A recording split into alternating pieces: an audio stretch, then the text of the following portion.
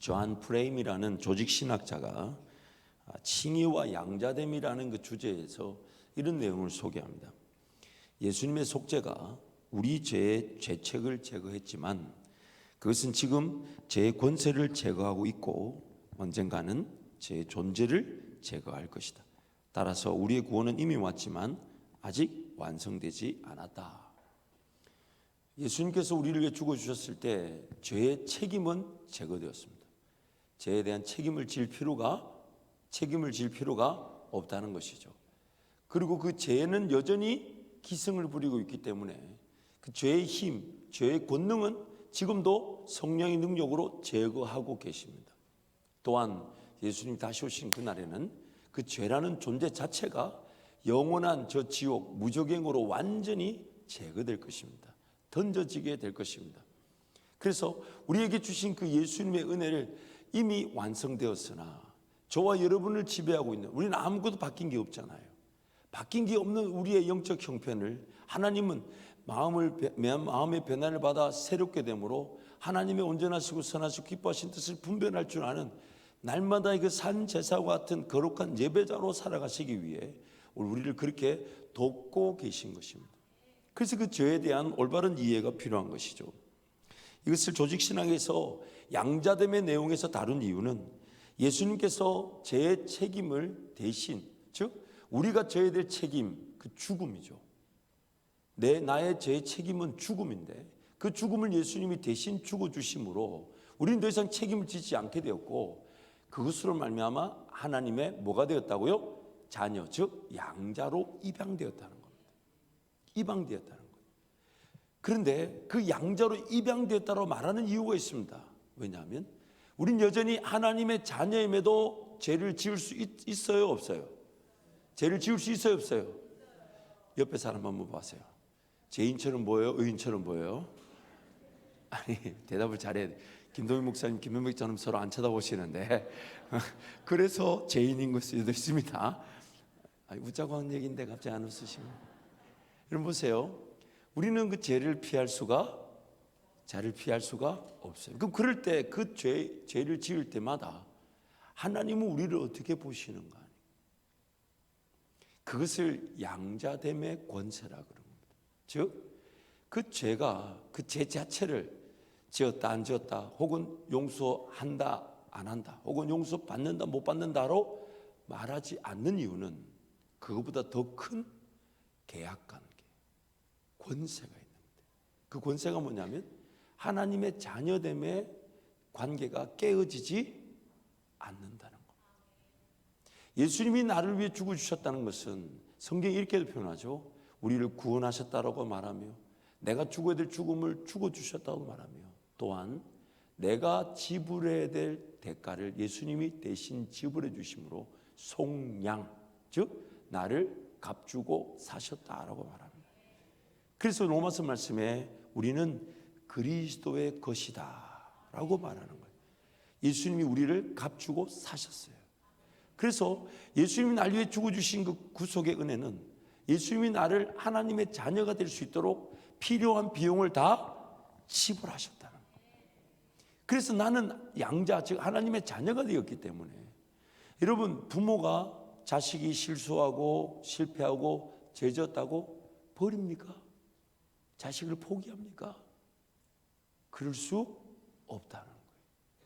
그래서 우리의 죄 지은 것도 분명히 문제며 죄가 우리를 괴롭히는 것도 너무 안타까운 일이지만 그러나 그 죄 가운데 또 헤매고 쓰러지고 넘어진다 해도 더 큰 은혜의 관계는 즉 예수님이 이루어놓으신 것은 하나님의 자녀됨의 관계는 결코 취소될 수가 없다는 겁니다. 나를 피로 값주고 사셨기 때문에. 그래서 하나님의 자녀 즉 입양되었다는 것은 자녀로서의 삶을 하나님이 끝까지 책임져 주신다는 것을 뜻합니다. 그래서 신학적 용어로 성도는 천국 가는 그날까지 성령의 견인을 받는다라고 말합니다.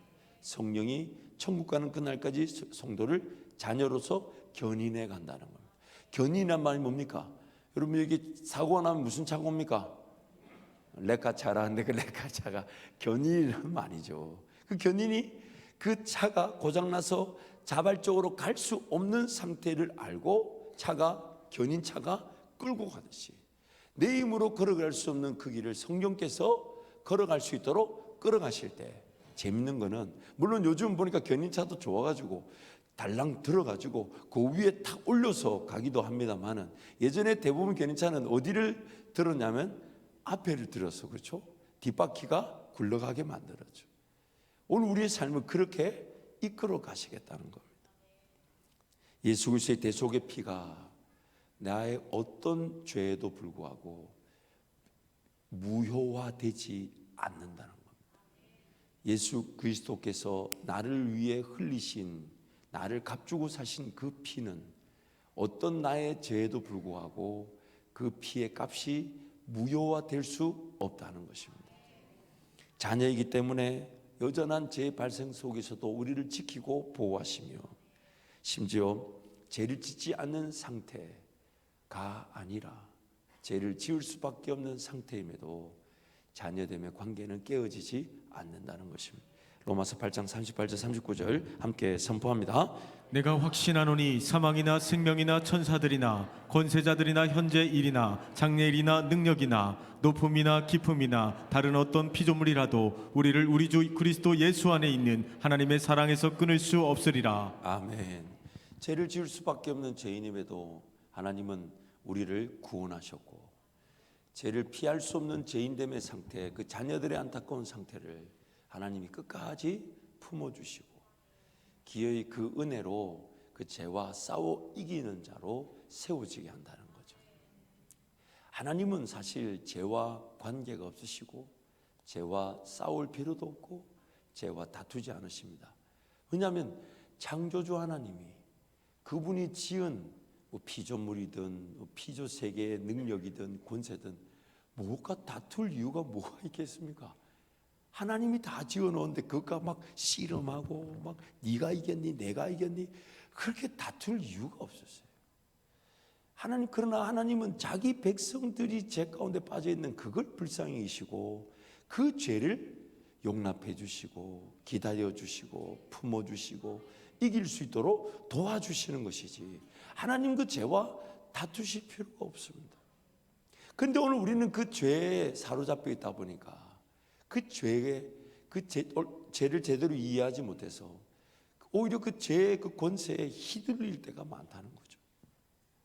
그래서 오늘 하나님께서는 여전히 죄를 지을 수밖에 없는 저와 여러분을 위해서 이제 그 죄와 다투지는 않으시는데, 은혜를 주시는 목적은 다름 아닌 죄와 싸워 이길 수 있게 하신다.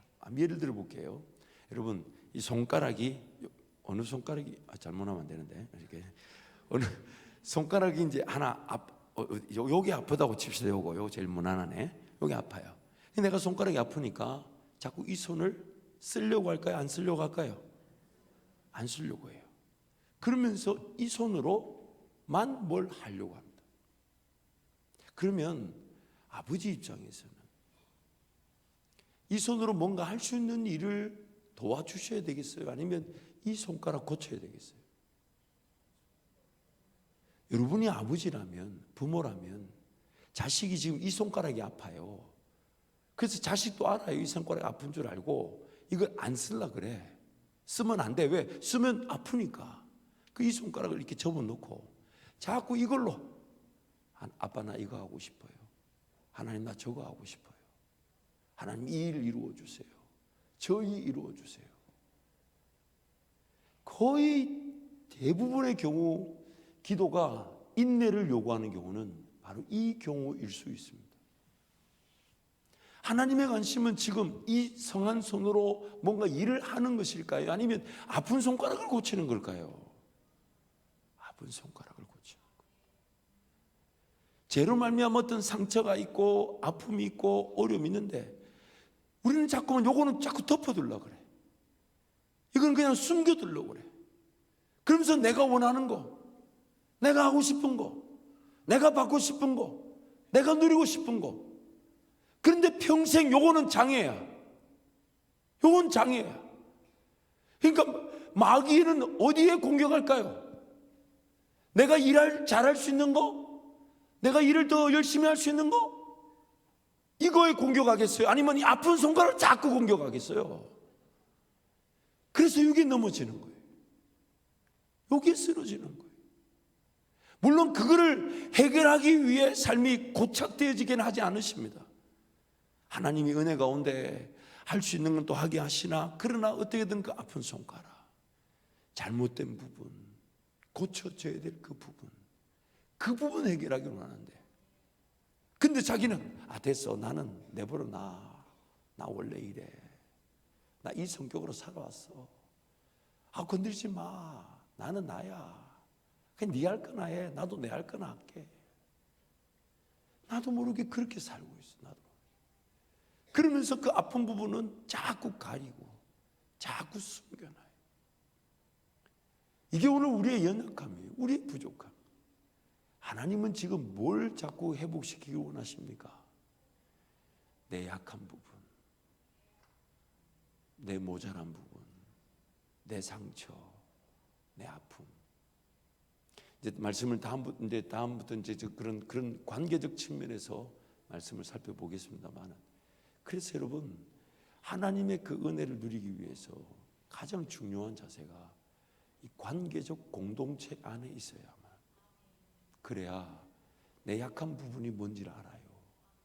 관계가 없으면 자기 혼자 잘난 줄 알고, 약한 부분은 지금 점점점 썩어 들어가고 있고 병 들어가고 있고 다 죽을 그 죽음의 위기를 가져오는데, 내 할 수 있고 하고 싶고 인정받고 싶고, 그냥 내 상처 아픔 드러내기보다는 그냥 내가 원하는 길을 걸어가는 그 길만 하려고 해요.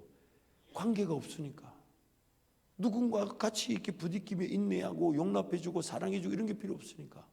교회 사역도 마찬가지예요. 그러니까 교회 사역도 뭔가 관계적 측면에서 이끌어주는 리더들의 말을 듣고 불편하지만 한번 해보려고 하고 어렵지만 한번 순종해보려고 할 때 신기한 것은 그 일이 나의 해결책이 될 뿐만 아니라 내 아픈 부분, 내 연약한 부분까지도 돌봐주시는 순종의 기회가 될 텐데, 그런 관계가 없다 보니까 늘 내가 지금 바쁜데 저거는 안 되고, 저건 내 마음에 안 되니까 안 하고, 내가 못할 것 같아서 안 하고, 그렇게 그 신앙생활이 결국 관계 속에서 연결된다기보다는 그냥 내가 원하는 신앙생활, 마치 그 내가 만들어 놓은 산당에 가서 내가 만들어 놓은 제단에서 내가 원하는 제물 태우면서 예배 드리는 거 별반 다를 게 없는, 그래서 교회 공동체가 중요한 겁니다. 그 관계가 아니면 내가 정말 온전해질 수가 없어요. 성경은 자꾸 우리에게 뭘 강조합니까? 온전해지고 장성한 분량에 이르게 한다는데, 우리는 자꾸만 내가 원하는 것, 내가 하고 싶은 것, 내가 할 수 있는 것, 이런 데만 자꾸만 귀를 기울이죠. 그러니까 나중에 쓰러지고 넘어지는 거 뭐 때문에 쓰러지는 겁니까? 내 잘한 거, 내가 감당한 거, 내가 수고한 거, 내가 헌신한 거, 그것 때문에 쓰러지는 사람 아무도 없어요. 자기 약한 거, 자기 부족한 거, 자기 못난 거, 자기 상처, 자기 아픔. 그 사람들이, 신앙이 없는 사람들은 늘 그런데 혼선을 가져요. 아니, 저 사람은 그렇게 신앙생활 열심히 했는데, 그렇게 헌금하고 그렇게 수고하고 그렇게 헌신했는데 왜 갑자기 저렇게 됐냐고. 그걸 이해하지 못하고 자꾸만 오해하죠. 해봐도 소용없는가 봐, 성교도 소용없는가 봐, 묵질 다 갖다 바치고 수고해도 소용없는가 봐. 그렇게 신앙을 오해하게 만들어버려요. 지금 어떤 수고와 헌신과 충성의 길 아예 배제하라는 게 아닙니다. 하나님 그분이 오늘 나에게 어디에 더 초점을 두고 계실지, 그것이 그 원리, 즉 하나님과 나의 관계, 그 하나님과 나의 관계는 교회 공동체라는 예수 그리스도의 몸에 소속이 되어져서 함께 연결되고 결합해요. 배울 것을 배우고 가르칠 것을 가르는 그 제자와의 가정 속에서 하나님 나를 온전하게 빚어가실 텐데, 여러분 아무리 내가 기도 시간 기도하러 달려나올 수 있고 말씀대로 달려나와도 성도 간에 사랑이 없고 연결이 없고 결합이 없으면 자기 혼자 물 떠다 놓고 기도하는 거 말씀 있는 것과 별반 차이가 없습니다. 나뭇가지가 햇빛도 공급받을 수 있고 비도 공급받을 수 있지만 본 나무에서 떨어져 나가 있으면 아무리 좋은 햇빛을 받고 아무리 많은 비를 쏟아부어도 죽은 것입니다. 그래서 함께 신앙 공동체 안에 잘 연결되어져 있어야 돼. 그리스도와 연결되어져 있어요. 순종의 기회를 찾고, 그 순종의 기회는 내가 먼저 나를 이끌어주는 이들을 통해 순종의 기회를 가지고, 그러니까 오히려 내가 더 뭐 할 수 있는 게 없을까요? 내가 더 순종할 수 있는 게 없을까요? 왜냐하면 그 사역자들은요, 우리 성도들을 대할 때마다 못할 만한 일을 성도들에게 절대로 안 맡깁니다. 성도의 상황을 알잖아요. 그런데 우리는 지레짐작 그냥 피해버리죠. 그럼 언제 순종합니까? 여러분, 내가 할 수 있다고 여긴 일에 하는 것은 순종이 아니라 당연한 겁니다.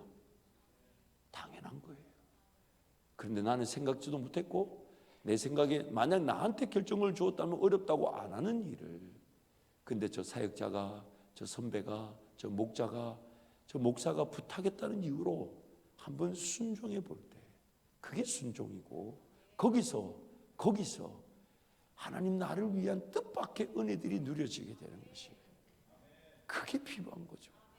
내 지경이 넓어지는 것은 내가 할 수 있는 일의 결정이 되는 것이 아니라, 내가 할 수 없는데 성령께서 하자 하실 때, 나의 지경이 넓어지는 것은 내가 할 수 없는 일을 성령께서 하자 하실 때, 그럼 그 성령께서 하자 하시는 일을 우리는 어떻게 깨달을 수 있냐?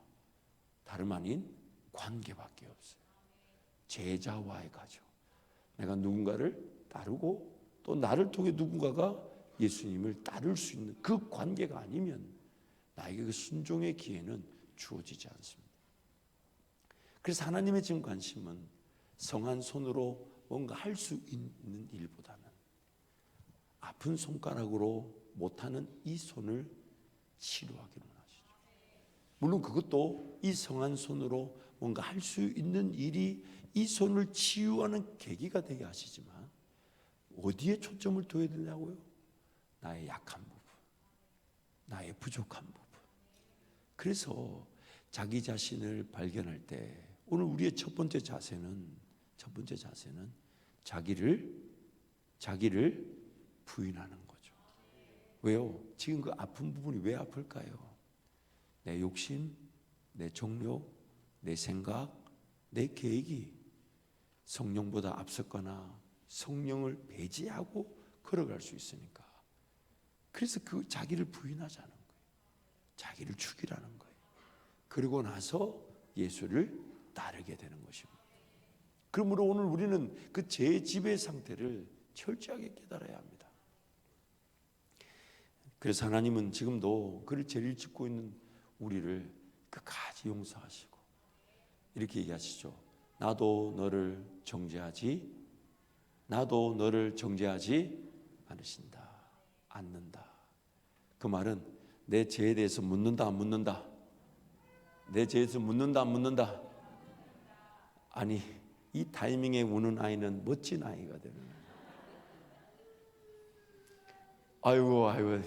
아이고, 전 알죠. 저 우는, 아이고, 할아버지 많이 닮았네. 들을 깃는 자는 들을지어다. 여러분, 그러니까 오늘 나의 하나님의 관심은 죄에 대해서 다투지 않으신다. 나의 죄를 따져 묻지 나도 너를 정죄하리. 그래서 오늘 본문 말씀 보면 음행 중에 잡혀온 여인. 근데 이 본문 말씀 대할 때마다 우리 성도들의 관심은 초점을 둬야 될 내용은 초점을 두지 않고 엉뚱한 데 관심이 많아요. 왜 땅바닥에다 글을 쓰셨을까? 그리고 땅바닥에는 무슨 글씨를 쓰셨을까? 아유, 그게 뭐가 중요합니까? 그러니까 여러분, 이런 것들이 예수님의 굉장한 복선이에요. 진리의 말씀에 다가가기 전에 걸러낼 자들을 걸러내버리는 거지. 은혜의 말씀을 듣지 못하도록 어디에 초점을 둔다? 땅바닥에 뭘 썼을까? 그거는 왜 썼을까? 그걸 가지고 묵상하고, 그래도 우리 청년들도 보면 그것 가지고 나누기를 하고 있어, 저끼리. 아휴, 거기서 걸러지는 거예요. 걸려 넘어질 때 자빠진 거예요, 그게. 여러분, 그거 땅바닥에 뭘 쓴 게 뭐가 중요합니까? 뭘 썼으면요. 아유, 심지어 저게 성지순례 가니까 예수님이 저 땅바닥에 쓰셨을 가능성이 높다더라고. 아이고 아무 소용없어요. 그 땅바닥 이미 그 흙과 그 먼지는 다 사라졌어. 그런데 물론 그것이 어떤 신학적으로 문제가 있는지 안 있는지는 차후에. 근데 사실 제가 죄송합니다. 저도 연구를 다 해보니까 이거에 대해 얘기하는 사람 아무도 없어요. 그냥 어떤 분은 이렇게 얘기해놨다고. 음행하다 잡혀온 여인을 멀끄러미 쳐다보기 민망하니까 땅 쳐다보고 이래. 그거는 일리가 있어 보여요. 그렇죠? 음행하다 잡혀온 여인이 지금 무슨 상태겠습니까? 사실 불편한 상태잖아. 그리고 그 바리새인과 서기관들이 음행한 여인 잡아왔으니까 예수님도 멍하니 쳐다보면서 이러고 있기가 불편하잖아요. 그럼 뭐 해야 되겠어요? 앉아가지고 당연히 걷고 있다가 막 공격하잖아요. 예수님 저런 여인을 율법에서는 돌로 쳐라 그랬는데 예수님 어떻게 하면 좋겠습니까? 예수님 그 자리에서 입장이 곤란한 거지. 그러니까 뭐 땅바닥에 나무 그런 거 하다가 고개 들어가지고 죄 없는 자가 돌로 쳐라. 그리고 또 다시 뭐 그런 거겠죠. 근데 예수님 말씀을 뭐랍니까? 여인에게 뭐라냐고요? 나도 너를 정죄하지 않겠다. 그래서 요한복음 5장 45절 말씀 보면 이런 말씀 나옵니다. 우리 함께 선포합니다. 내가 너희를 아버지께 고발할까 생각하지 말라. 너희를 고발하는 이가 있으니 곧 너희가 바라는 자 모세니라. 그 고발은 율법의 역할입니다. 그러나 율법의 본 목적은 그 죄를 죄로 드러나게 하는 것이죠. 그래서 모세, 즉 율법이 죄를 고발하는 것이나, 그러나 죄는 율법이 죄를 고발한다고 해서 그 죄인들을 궁극적으로 구원할 수 없고, 로마서 말씀에 하면 모든 죄인으로 입을 닫고 그 심판 아래 있음을 율법이 강조하고 있다고 말씀하죠. 그러면 율법의 역할은 분명히 율법의 역할이어야 합니다. 그러나 율법의 역할은 거기까지죠. 고발하는 것, 드러내는 것, 정죄하는 것. 왜요? 정죄함이 없이는 그 죄가 될 수가 없고, 죄인으로 우리는 설 수 없고, 죄인이 아니면 우리는 구원받을 수가 없습니다.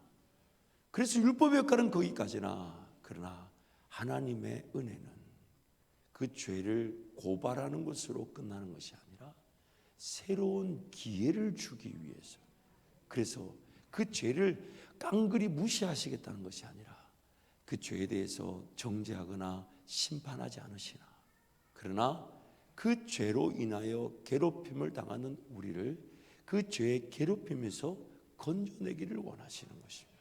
죄의 괴롭힘. 그래서 우리 6절 말씀 함께 선포합니다. 그들이 이렇게 말하면 고발할 조건을 얻고자 하여 예수를 시험만 밀어라. 예수께서 몸을 굽히사 손가락으로 땅에 쓰시니. 그러니까 우리는 자꾸만 그 죄를, 이제 하나님의 자녀가 되었고 말씀을 대할 줄 알았으니 그 죄를 자꾸만 고발하려고만 합니다. 그래서 죄를 묻고 죄를 따지고 죄의 책임을 요구하려고 한다는 거예요. 그게 지금 바리새인들과 서기관들의 문제고, 오늘도 우리도 모르는 사이에 그런 죄의 고발에 지치고 쓰러지고 넘어질 때가 있다는 것이죠. 자기 자신에게 죄의 책임을 요구합니다. 죄 지은 자가 어찌 하나님의 은혜를 구하겠느냐는 식으로 나 자신에게. 여러분, 죄를 지어 본 적이 있으시죠? 그렇다고 많다고까지 뭐 얘기를 해요. 물론 우리는 다 죄인 중에 계십니다만, 죄를 지어봤을 때는 압니다. 그 느낌, 그 불편함, 그 어려움, 그리고 그 죄책감. 그러다 보니까 나 같은 게 무슨 예배당에 가겠느냐, 나 같은 게 무슨 하나님 은혜를 구하겠느냐. 여러분, 아담과 하와가 죄를 지었을 때 제일 첫 번째 반응이 뭐였냐면 숨었습니다. 아담아, 네가 어디에 있느냐? 어디에 있느냐? 가리고 싶었던 거예요. 숨고 싶었던 거예요. 회피하고 싶었던 거예요. 그런데 여러분, 그것이 아담이 의도했을까요? 아니면 자연스럽게 일어났을까요? 자연스럽게. 오늘 우리도 마찬가지예요. 죄를 짓고 쓰러지고 넘어지다 보면 자기한테 실망하죠. 내가 이럴 줄 알았어. 난 이거밖에 안 돼. 난 이런 죄인이야. 그러면서 자연스럽게 기도의 자리가 멀어집니다. 예배의 자리를 가지 않습니다. 누가 자기를 지목하거나 정죄하거나 따지는 게 아닌데 도망갑니다. 꼭 그런 어떤 죄 지배, 내가 지은 죄로 인한 결과만 그렇게 되는 게 아니라, 여러분 왜 예배가 안 된다고요? 왜 기도가 안 된다고요? 왜 찬양이 안 된다고요? 나도 모르게 피하는 겁니다. 나도 모르게 숨는 겁니다. 여러분, 우리가 드리는 이 모든 공예배는 최대한의 예배, 또한 언제 어떻게 성도가 주님을 만날지 모르기 때문에 새벽에도 수요일에도 금요일에도 목장에서 또 주일 저녁 그 예배를 만들어 놓은 것은 어떤 성도가 언제 어떻게 삶의 그런 어려움 아픔 속에서 주님께 달려나와 은혜를 누릴지 모르기 때문에 그런 예배를 만들어 두기도 하지만, 또 하나는 나의 영적 건강 생활의 지표가 되기도 합니다. 그 예배가 공적으로 드리고 지고 있다는데 갈 마음이 없고 가고 싶지 않고, 오늘은 하루 쉬었으면 좋겠다. 오늘은 하루 쉬었으면 좋겠다.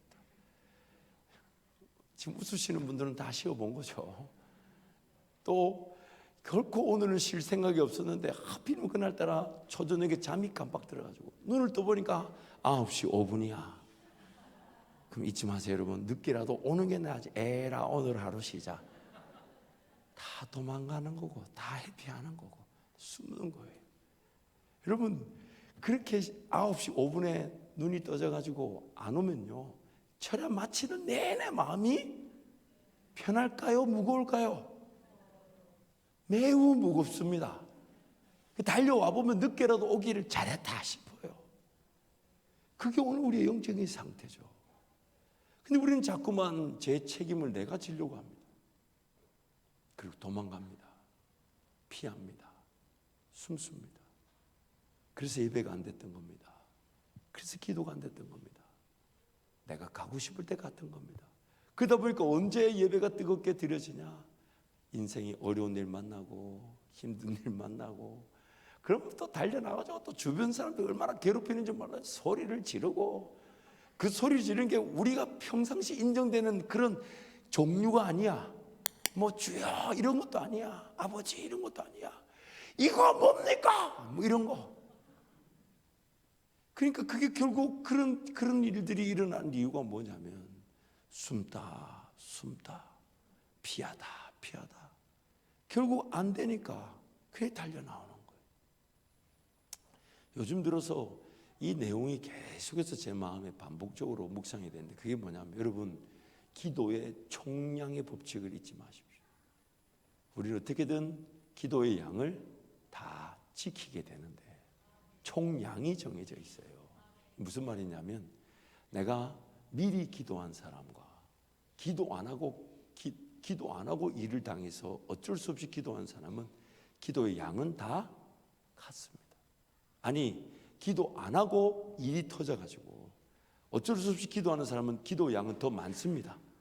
근데 질적 가치는 어떨 것 같아요? 어떨 것 같아요?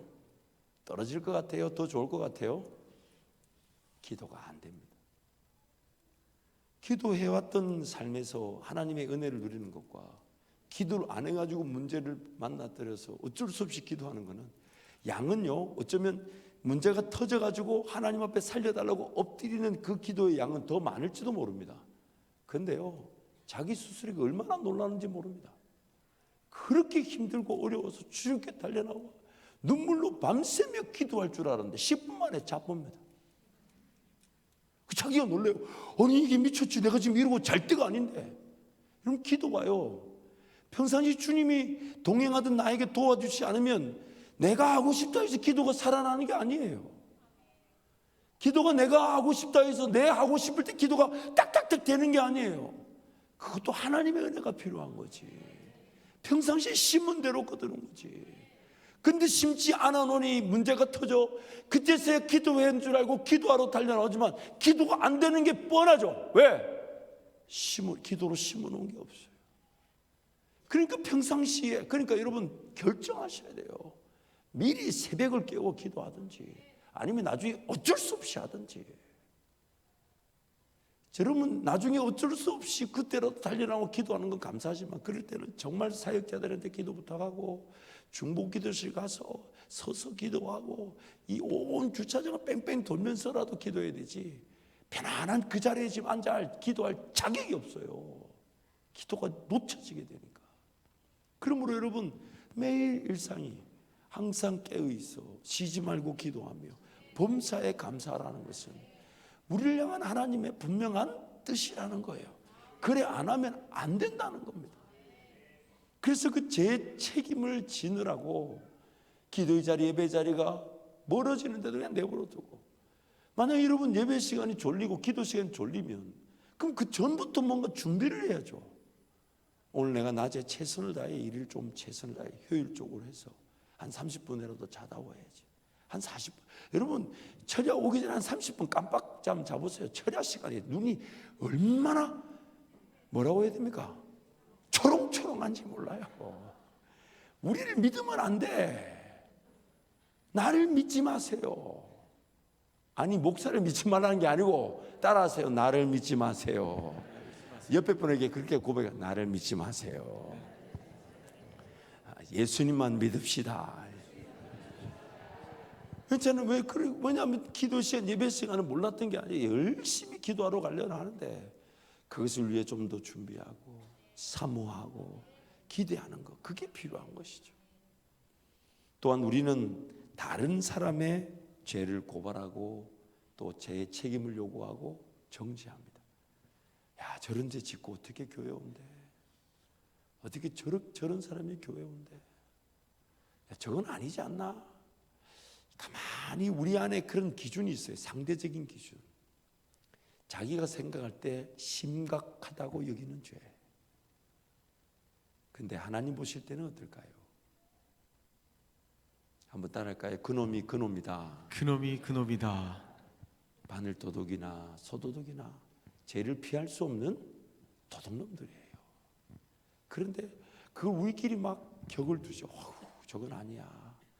물론 관계 속에서 공동체 회원들에게 피해를 주는 경우는 건강하게 좀 더 보호, 즉 격리도 필요하고 분리도 필요할 수 있겠지만 그건 리더십에서 할 일이고, 오늘 모든 성도는 어떤 사람이든지 간에 다 하나님의 은혜가 필요하다.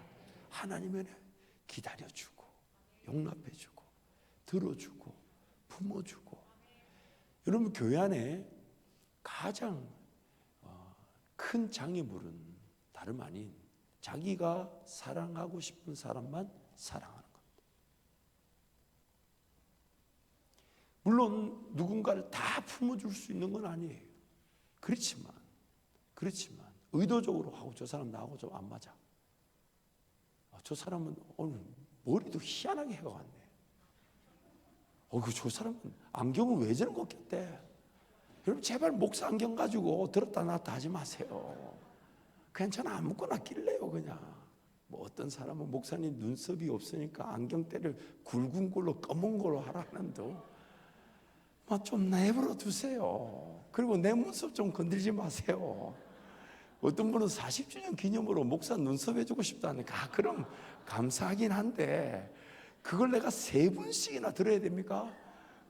제 거 건들지 마시고 여러분 거나 신경 쓰세요. 하든 안 하든. 여러분 자꾸만 그 목사 눈썹만 쳐다보지 말고 주님 바라보시기 바랍니다. 예배 시간에 눈썹 지었다 붙였다 하지 마시고. 여러분 오늘 우리는 서로 기다려줄 수밖에 없어요. 그런데 자꾸만 사람 간의 관계를 선을 긋습니다. 이게 좀 불편하고 이건 아니고 저건 취향이 안 맞고 이거는 문화가 다르고 저거는 왜 머리를 저렇게 한대, 뭐 이런 거죠. 아유 저 권사님은 물칠해가지고 빗질 한번 하고 오지, 이런 생각하면 안 된다 이 말이에요. 좀 붙여오면 어떻습니까? 버스 타고 오다가 붙었겠지. 아니 여러분 중국 분들은 항상 붙어 있어요. 이게 물론 제가 우스갯소리지만 우리는 자꾸만 상대적인 기준으로 사람을 평가합니다. 자기만의 기준을 가지고 이건 좀 심하지, 이건 아니지, 이건 어렵지. 근데 그런 판단과 그런 상대적인 기준으로서의 결정이 우리를 죄 가운데 머물게 하는 것입니다. 무엇보다도 세 번째 더 중요한 게 있습니다. 그게 뭐냐면, 두 번째 제가 방금 말씀드린 것처럼 저런 죄는 지으면 안 돼, 이런 죄는 지으면 안 돼, 저렇게 살면 안 돼, 저렇게 행동하면 안 돼, 이것도 문제지만 더 큰 문제는 하나님의 은혜를 누리기 위해 이래야 된다, 저래야 된다, 너 이래라 저래라. 자기 자신에게 그런 기준을 또 누군가에게 그렇게 말하죠. 참 저도 어릴 적부터 우리 어머니 잔소리, 아유 정말 기도의 어머니라 감사하긴 하는데, 그럼 그 반대적인 부분에서 이 시간을 빌어 우리 사모님께 정말 극찬을 올려드립니다. 정말 며느리로서 최고의 며느리입니다. 정말 우리 어머니 얘기는 무려 3시간씩 들어주고, 저는 2시 딱 10분이 딱 지나면 눈치를 채고 어머니 그만합시다. 물론 들어드려야 되는데, 근데 우리 어머니가 욕심이 우리 어머니는 자기가 한밭제일교회 담임 목사 해야 돼. 제가 봤을 때 우리 어머니는 자기가 한밭제일교회 일주일 전인가, 그러니까 우리 어머니는 저보다 훨씬 일찍 전도 축제에 대한 부담을 가지고 기도하신 거예요. 그러니까 저보고 설교를 이렇게 해라 저렇게 해라, 반드시 복음을 전하라. 그러니까 그 복음이 뭔데요? 이 사람아 지금 그 복음을 몰라가 되나? 저는 진짜 몰라서 물은 거예요. 아니 복음이라는 게 뭐 딱 떨어지는 게 있나? 근데 여러분, 그 어머니 말이 기도할 때마다 생각날 때마다 얼마나 힘든지 몰라요. 이게 성령의 음성인지 마귀가 지금 괴롭히는 건지, 이걸 정말 어머니가 하라는 대로 설교를 해야 되는지 말아야 되는지. 아니 사람이 연약하다 보니까 누군가가 나한테 너 이렇게 안 하면 하나님 은혜를 못 누려, 그러면 그만큼 위험한 일이 없어요. 아니 그게 맞을 때가 있지만 한 번이라도 틀린다면, 여러분 100번 중에 99번이 맞았다 해도 한 번 틀리면 그 한 번 틀린 거로 그 사람을 엄청난 상처를 받고 심지어 신앙을 떠나려고도 할 수가 있습니다. 99번 잘한 건 아무 소용이 없어요. 우리 어머니니까 내가 참고 있지. 우리 어머니는 몰라요. 그게 내가 불편한지. 얘기했나? 아니 불편한 건 몰라요. 우리 어머니 몰라. 왜 그래서 내가 전화를 안 받는지 몰라요. 내가 우리 아들한테 배웠다니까. 우리 승주가 아버지하고 불편할 때 전화를 안 받더라고. 요즘은 좀 다릅니다만은. 근데 우리 어머니는 조금 건강한 거리가 필요해. 건강한 거리가. 근데 여러분, 가족이지만 그것도 힘든데 하물며 다른 성도들 간에 하나님 은혜를 누리려면 너 이렇게 해야 돼. 물론 이렇게는 얘기할 수 있겠죠. 야 그거 쉽게 해결될 것 같진 않아. 내가 너를 위해 나도 한 끼씩 금식할 테니까 너도 금식하며 기도해보면 어떨까? 그거는 어떤 관계 속에서 제한이 될 수 있지만 40일 해야 돼. 일주일 해야 돼. 사람 잡습니다. 잡아요. 뭔가 함께 기도하러 가자. 함께 예배하러 가자. 함께 하나님 은혜 앞으로 가자. 그기 위해서 나도 너를 위해 금식할게. 너도 해주면 어떡해? 너무 좋은 일이죠. 근데 너 그때 그거 안 해서 그래. 너 그때 11조 안 해서 그래. 아니에요. 하나님이 째째한 하나님이 아니야. 11조 안 했다고 11조 뺏어가는 분이 아니에요. 지가 찔린 거지. 자기가 찔린 거지. 자기 발에 자기가 걸린 거예요. 하나님이 무슨 11조 안 했다고. 여러분 그러면요, 만약에 하나님 그거 계산해야 된다 그러면 우리는 지금 이 자리에서 은혜 받을 사람 한 명이라도 있겠습니까? 없어요. 다 도둑놈이지. 어린도 없어요. 근데 우리는 자꾸만 그것도 모른 채 그걸 막 너 이렇게 해야 돼. 너 저렇게 해야 돼. 그때 그거 안 해서 그래. 이단들이 쓰는 가장 대표적인 방법이 그거잖아요. 예를 들어 심지어 막 옛날에 죄까지도 기억나라 그래. 근데 나 그때 용서를 구했는데 그 아니야. 제대로 용서를 구하지 않아서 그래. 그럼 어떻게 해야 되는데? 일단 너 40일 동안 작정해서 헌금하면서 예배당에 무릎을 꿇어. 아니에요. 누군가의 음성이 아니라 자기가 감동을 받을 일이면 그런 말 하기도 전에 듣기도 전에 이미 그렇게 순종하고 있겠죠. 그러나 누군가에게 너 은혜를 누리려면 이래야 돼, 저래야 돼. 그래서는 안 된다는 겁니다. 기다려주고 참아주고 인내해주고 들어주고, 나도 하나님 음성을 듣고자 하면 하나님이 기가 막힌 방법으로 인도해 가실 때 나중에 내가 그 기다려줬던 말 한마디, 인내해줬던 그 말 한마디가 오히려 하나님이 나를 통해 일하시기 위해 디딤돌이 되게 하시고 걸어가는 길목이 되게 하시지. 내가 마치 하나님이 그냥 너 이래야 돼, 저래야 돼, 이렇게 기도해야 돼, 저렇게 금식해야 돼, 이렇게 헌금해야 돼. 여러분, 그런 말들로 더 이상 우리가 상처를 줘서는 안 되는 것입니다. 하나님은 죄와 다투지 않으십니다. 우리 죄를 정죄하지 않으십니다. 그래서 이사야서 43장 25절 이렇게 얘기하죠. 우리 함께 선포합니다. 나 곧 나는 나를 위하여 내 허물을 도말하는 자니 내 죄를 기억하지 아니하리라. 아멘, 아멘. 내 죄를 기억하지 아니하리라. 그러나 마귀는 또 내 안에 있는 내 기억은 자꾸만 옛날의 죄를 기억나게 할 때가 있죠. 그럴 때마다 나는 예수님 피로 다 용서받았는데 그것이 기억날 때마다 하나님 이 죄인을 불쌍히 여겨주시고 마귀의 미혹에 내 기억의 욕심에 휘둘리지 않게 해주시고 오늘부터 또 예배할 거, 섬길 거, 헌신할 거 놓치지 않게 해주십시오. 그것이 오늘 우리가 누려야 될 은혜가 되는 것입니다. 그래서 오늘 본문 10절 12절 말씀, 우리 예수님 말씀 한 번 더 선포합니다. 예수께서 일어나사 여자 외에 아무도 없는 것을 보시고 이르시되 여자여 너를 고발하던 그들이 어디 있느냐 너를 정죄한 자가 없느냐 대답하되 주여 없나이다. 예수께서 이르시되 나도 너를 정죄하지 아니하노니 가서 다시는 죄를 범하지 말라 하시니라. 아멘. 우리 예수님은 항상 어떤 죄 가운데서든 그 은혜의 기회를 주기를 원하시는 거죠. 그 죄인됨을 따져 물으시는 것이 아니라 하나님께서 은혜를 주시면 그 죄를 이길 기회가 있을 것을 말씀해 주시는 것이. 그래서 우리는 이렇게 늘 고백하잖아요. 하나님의 은혜면 충분합니다. 하나님 은혜면 충분합니다. 물론 내가 볼 때 고쳐야 될 게 있습니다. 내가 볼 때 이겨야 될 게 있습니다. 근데 잊지 마세요. 내가 이겨야 될 것을 알았다 해도, 내가 고쳐야 될 것을 알았다 해도 내 힘으로 이길 수 없고 내 힘으로 고칠 수가 없습니다. 종종 그 죄 가운데 쓰러졌던 사람들이 더 큰 죄를 짓게 되는데 그게 뭐냐면 그 죄를 빨리 이기고 해결하려고, 특히 그 관계 속에서. 그래서 여러분 기독교를 비판하는 불편한 영화들이 많이 나오잖아요. 그 영화들 중에 기독교를 비판하는 메시지가 뭐냐면 예를 들면 이런 겁니다. 어떤 죄수가 사람을 상해하고 갇혔어요.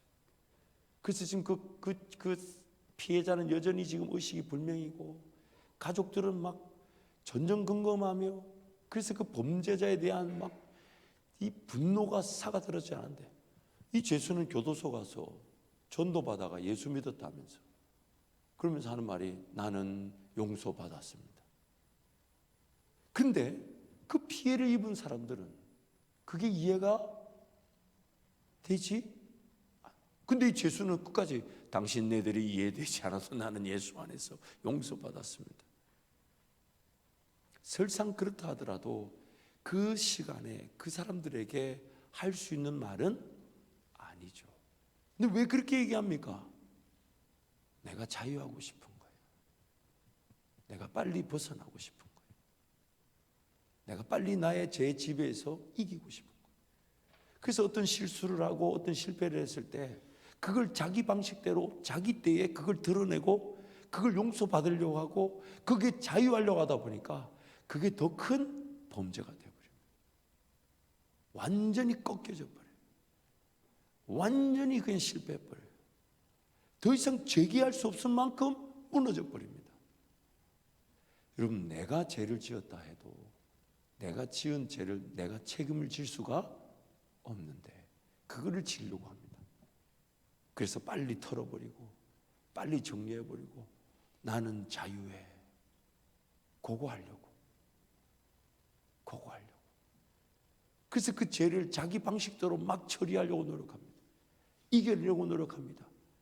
관계적 차이에서 그 상대방은 기다려주지 않은 채 나는 무조건 용서받았다는 식으로 자기 스스로 자기 만족의 길을 자꾸만 걸어가고 싶어요. 더 이상 무거운데 그 죄 가운데 빠져있고 싶지 않아요. 여러분, 오늘 우리에게 주신 은혜는 죄에 대한 책임을 지지 않게 하시지만 그 죄가 다시 일어나지 않게 하시기 위해 하나님께서 그 죄가 누군가의 관계 속에서 용서받지 못한 것은 하나님의 때 용서받을 수 있도록 기다리라 하시는 거고, 그 죄가 해결되지 않아 여전히 하나님 은혜 아니면 내가 품어질 수 없어가지고, 예를 들면 이런 거죠. 하나님, 저 상대방이 날 용서해 주면 좋겠는데 용서를 잘 안 해줍니다.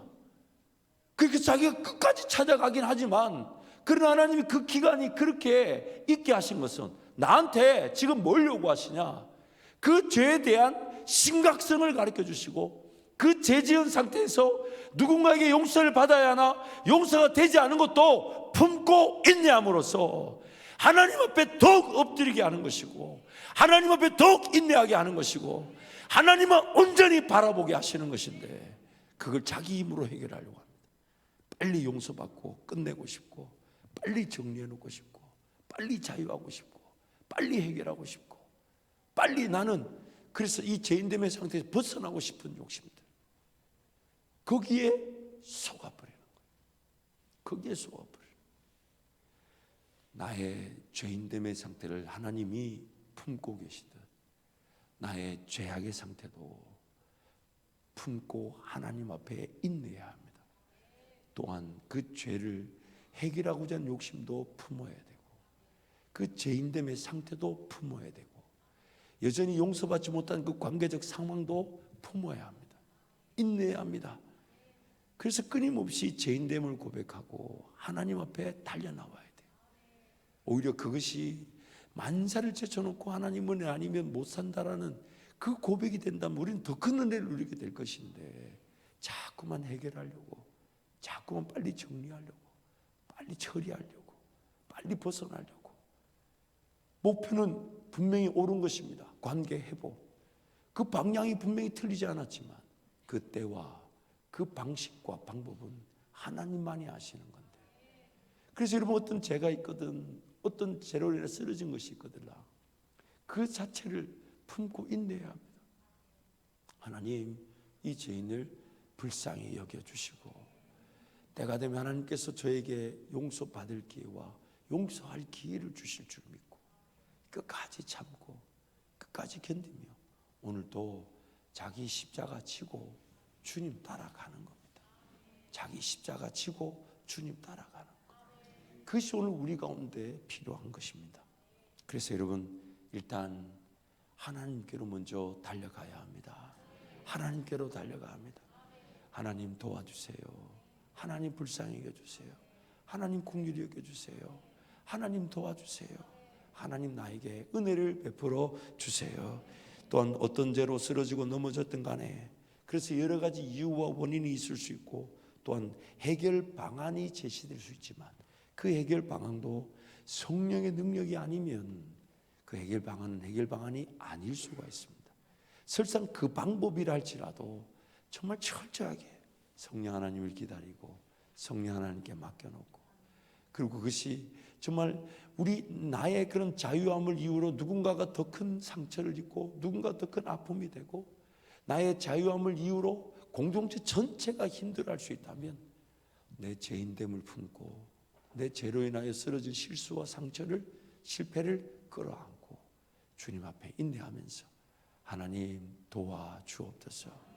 내가 그 죄의 짐을 지고 가야 되는 것이지 공동체에게 그리고 상대방에게 지라고 떠안길 수가 없습니다. 하나님 앞에 맡겨놓는 건 나의 문제죠. 나의 문제죠. 어떤 죄든지 간에, 또한 그 죄로 인해 사로잡혀 있든지 간에, 그 죄와 죄로 인한 상태를 판단하지 않고 정죄하지 않는 것, 그 상태도 잘 품는 것, 그것이 오늘 우리에게 하나님이 원하시는 것입니다. 하나님은 무조건 용서해 주신다고 하셨으니 나의 죄악과 죄인됨까지도 하나님 아직 해결지 못한 죄까지도 하나님이 너 일단 품어라. 너 일단 기다려라. 그리고 그것이 오히려 정말 그 죄인됨을 고백할 수밖에 없어. 하나님만 바라본다면 오히려 그것은 하나님이 더 기뻐하실 일 아니겠습니까? 더 즐거워하실 일 아니겠습니까? 심지어 비록 사탄 마귀가 끊임없이 그 죄를 들쑤셔서 기억나게 하고 자기가 없다는 것을 강조하고 끊임없이 우리를 쓰러뜨리고 넘어뜨리려고 해도 다시 주님만 바라보고 그 죄에 어떻게 해결될지, 뭘 해야 될지, 어떻게 정리해야 될지 그것도 하나님께 다 맡겨놓고 끝까지 하나님 나 같은 죄인 용서해 주십시오. 불쌍히 여주십시오. 오늘 이 자리 끝까지 인내하게 해주십시오.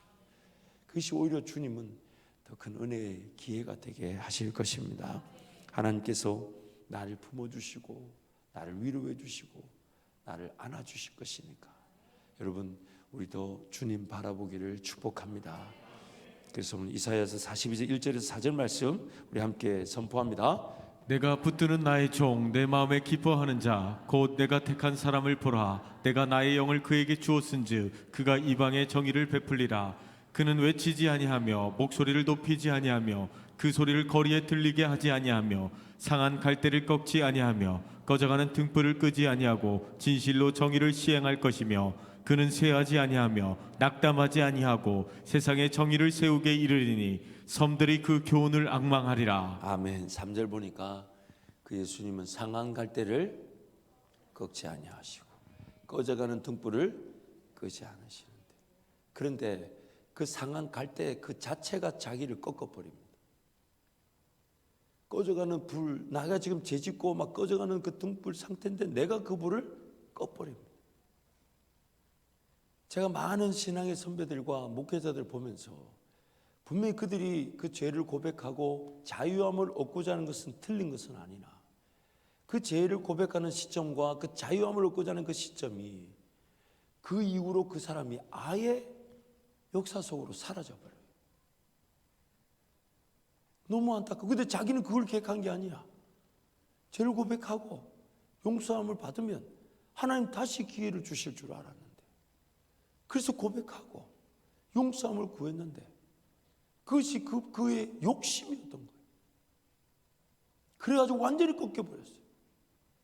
완전히 꺼져버렸어요. 너무 안타까운 거예요. 너무 불행한 거예요. 누군가의 얘기만이 아닙니다. 우리 모두가 내가 상한 갈 때인데 내 스스로가 내 꺾어진 부분을 완전히 꺾어버릴 수가 있어요.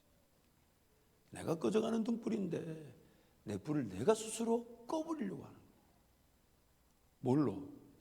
빨리 죄에서 자유하겠다는 욕심이. 그 상태도 하나님은 지금 품고 인내하길 원하시며 그 죄 자유함에 이르기까지 해결하실 은혜를 하나님 반드시 주실 것인데 그때까지 하나님만 바라보길 원하시는데 내 시간에 내 방법에 그것이 옳다라는 이유로 자기 스스로가 꺾어버리고 불을 꺼버리는 그 어처구니 없는 일들이 우리 가운데 일어날 수가 있어요. 그럼 여러분 이 죄의 상태 지난 한 4주 동안 우리가 그 죄의 상태 그 죄로 인한 우리의 그런 연약한 부족함을 살펴보았는데 오늘 이 말씀을 통해서 더욱 하나님께만 매달리기를 축복합니다. 은혜 앞에 머물기를 축복합니다. 아무것도 판단하지 마십시오. 아무것도 평가하지 마십시오. 아무것도 정죄하지 마십시오. 오직 하나님만이 하실 것이기 때문에 그 하나님은 나에게 따져 묻지 않으신대요. 죄를 기억하지 않으신대요. 왜요? 그 죄 때문에 저와 여러분의 관계가 깨어질까 봐 예수 그리스도가 이미 모든 걸 다 지불하셔서 어떤 죄악 속에서도 우리를 끝까지 품어주시는 것은 그 죄를 해결해 주시고 그 죄와 싸워 이길 수 있도록 도와주시고 마침내 그 죄를 정복하게 하실 텐데 우리 스스로 우리의 욕심에 따라 그 죄와 싸우느라 지쳐버리고 그 죄에서 자유하느라 상한 갈대가 더 꺾어져 버리고 꺼져가는 불이 더 꺼져게 되는 그 어처구니 없는 일들이 우리 욕심으로 일어날 수 있다는 거.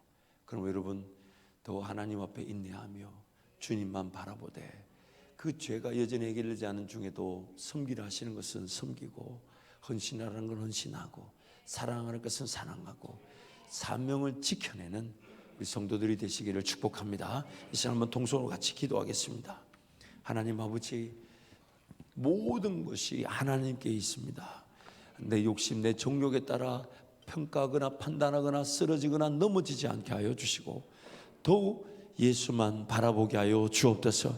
예수 은혜만 구하게 하여 주시고, 예수님 이름으로 하나님 앞에 인내함으로 오늘 나를 품어주시고 나를 용납해 주시는 그 사랑으로 어떤 죄인임에도 어떤 죄 가운데서도 우리 주님의 은혜로 주님만 바라보며 살아가는 인생이 되게 하여 주옵소서. 주님, 자꾸 함께 동성으로 기도합니다.